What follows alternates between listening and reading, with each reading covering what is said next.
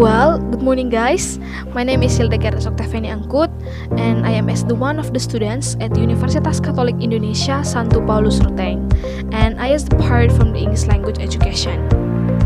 Okay, in this video, I'm going to explore about two things. The first one is about international destination and the second one is about domestic destination. Okay, let's continue. Do you know traveling? Yeps, I think almost all the people know what is traveling. Okay, traveling is the very crucial part of the life, as it is the best way to get out of the busy schedule and also to get experience life in a different way. Okay, in my mind, traveling is actually the good remedy for stress and also depression. If you get something stress or depression with your work or with your life, you can get traveling to improve your mental and also the physical health. Okay, not only that, when you get traveling also we get a new experience about the beauty of the nature, different geographics, topographies, and also the people itself. Well guys, next I'm going to explore one of the international destination that I mostly like in this world. It is Sweden. Well guys, do you know Sweden? Do you know where it's located in Sweden? Yups. Sweden is the country that located in Scandinavian peninsula in Northern Europe. And the name of the Sweden was derived from the Shere or Swedes, that the people that mentioned as early as 98 CA by the Roman author Tacitus. And then the Sweden occupies that the greater part of the Scandinavian peninsula, with its share with the Norway. Okay, with its rich history and varied landscape, Sweden is the traveler's paradise. Guys, if you love the outdoors, it is certainly hard to beat.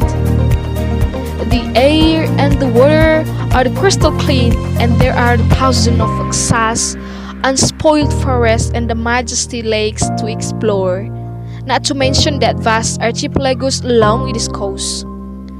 The roads and the public transport are excellent, and the citizens are invariably friendly and also helpful. And the recent years, the Swedish cuisine has undergone what can be only described as a revolution. And one thing is certain, guys, you will never bored when you visit this country. Why I said that? Because Sweden's tourist attraction is the range from the opulent palace and ancient towns to vast Arctic landscape and the famed ice hotel. There are so many things to do that you will want to allow plenty of the time to enjoy all its outdoor adventure and historic treasures. Sweden is famous with the many beautiful nature and also the many beautiful buildings that they have. And I saw some destination that I think most interesting. Okay, the first one is the fairy tale Drottningholm. It is one of the palaces on the island of the Lovo, is the UNESCO World Heritage Site, and lies about 11 km west of the Stockholm city center, about 45 minutes by boat. And dating from the 17th century, the palace is now the official residence of the Swedish royal family. And in the Peach Court, Terracted Park, the area bronze sculptures from the Bohemia and Denmark, and brought back as the trophies of the war. And be sure to take in the Chinese pavilion with the dates from the late 1700s and the 18th century. The palace Strait. They mentioned that the Drottningholm, the slow theater, is still used for performance during the summer months. And the theater museum, that you can see the parade state's custom and also the state scenery. next one is the Gotha Canal. Often, the people there describe as Sweden the great fat of the engineering, and the canal dates from the early 9th century and it is 190 kilometers in length. It's now one of the country's primary tourist attraction and offers a unique perspective on Sweden's heartland.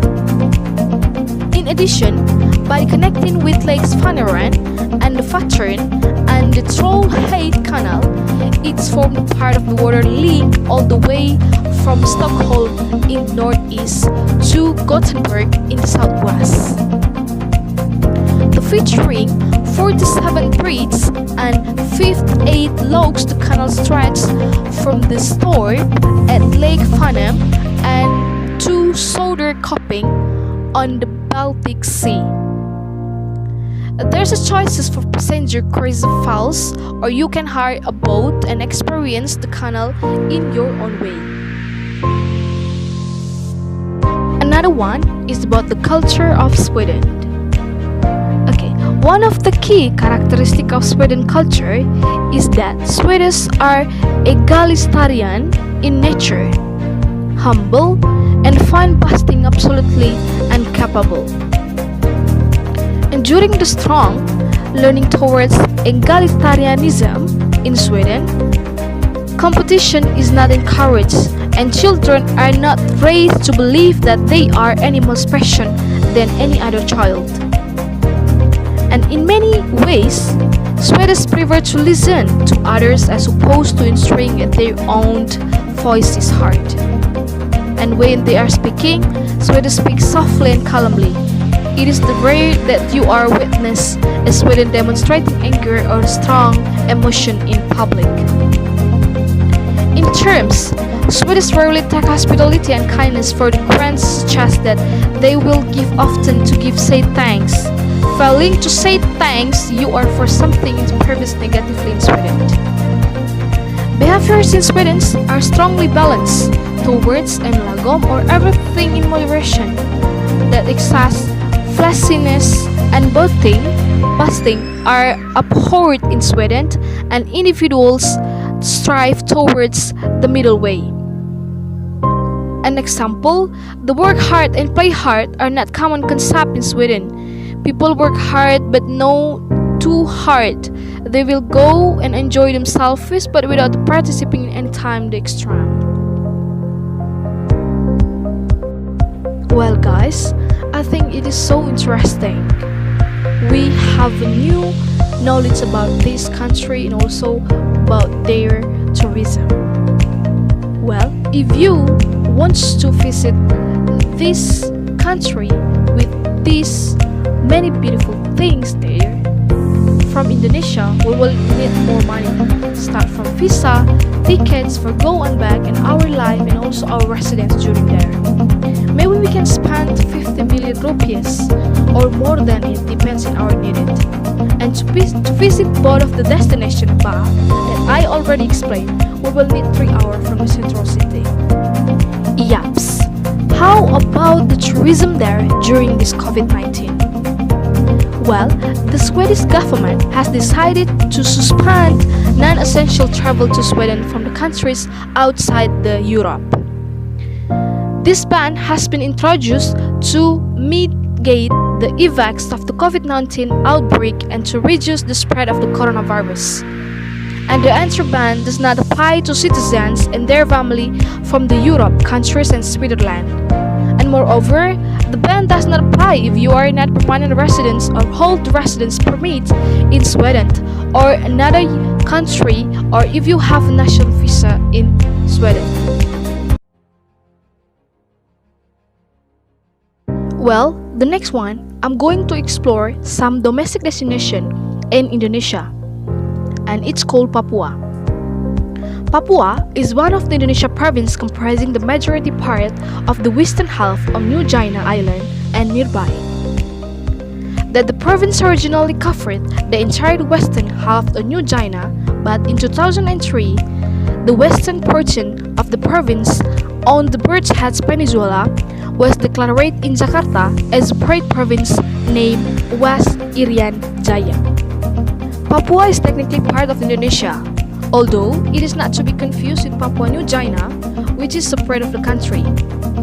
And located far away from the central hubs in Indonesia, like Java and Bali, Papua is covered is the crest of dangerous rainforests, as well as thinking rivers and the gushing waterfalls. Papua is also an important spot in the term of the culture, and you can get a glimpse at the amazing tribal art, and here in the form of the Asian cave painting that still exists in some spots. Visitors here can also enjoy long white sandy beaches as well as splendid wavy coral reefs, and anyone who likes diving for the treat as visibility is so clear that you will be able to spot a high variety of the underwater life. Getting to Papua and getting around the island takes time, as many parts are only accessibility by boat, but it is more than worth it to explore one of the least great untouched spots left in Indonesia, if not the world. Here, one of the best places to visit in Papua. When you visit Papua, you will find a pristine paradise where the mother of the nature and warm, friendly people welcome you with all the expansional wonders. And it's called Raja Ampat.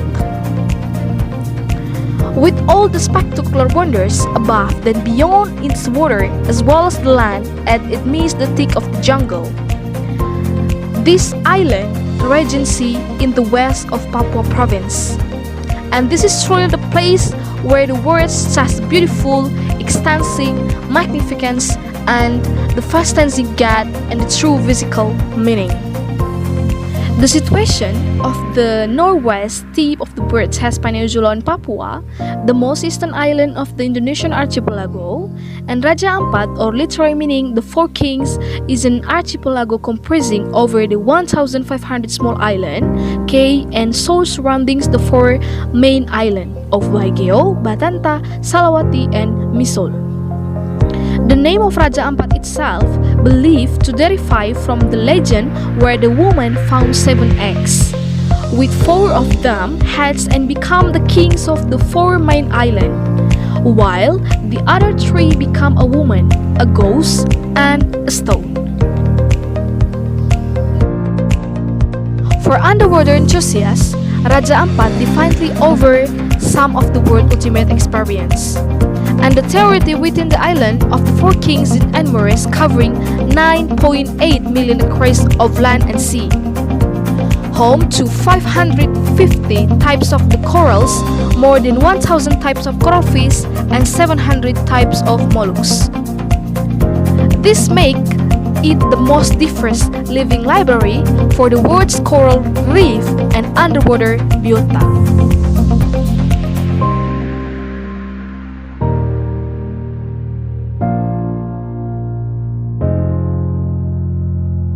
The incredible wildlife of Raja Ampat does not stop the underwater.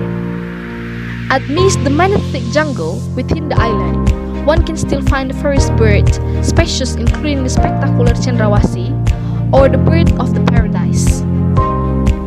There is also an endemic species of the cuscus, the Waigeo cuscus or the Waigeo spotted cuscus, which is a species of the marsupial in the family Palangrate.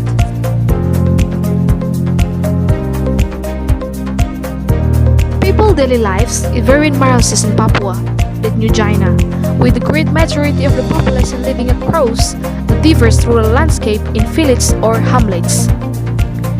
And daily life usually centers on the extant family whose primary responsibilities are producing food for the subsistence and rearing children.